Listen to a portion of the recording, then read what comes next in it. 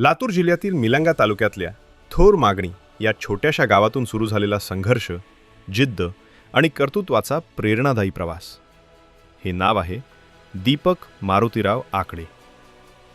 अत्यंत प्रतिकूल परिस्थितीत वडील मारुतीराव आकडे यांचे अकाली निधन झाले. पण आई उषा मारुतीराव आकडे यांनी खंबीरपणे संसार आणि मुलांचं भविष्य दोन्ही सांभाळलं.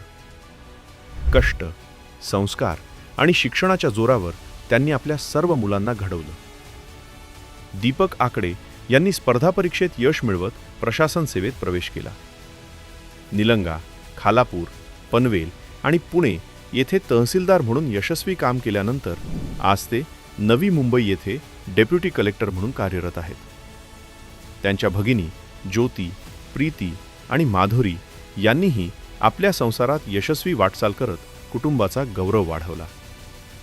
तर भाऊ अरुण आकडे हे लातूर जिल्ह्यातील नामवंत बांधकाम व्यावसायिक म्हणून ओळखले जातात. आज या परिवाराच्या यशामागे उभे आहेत आई उषाताई आकडे यांचे त्याग, कष्ट आणि संस्कार.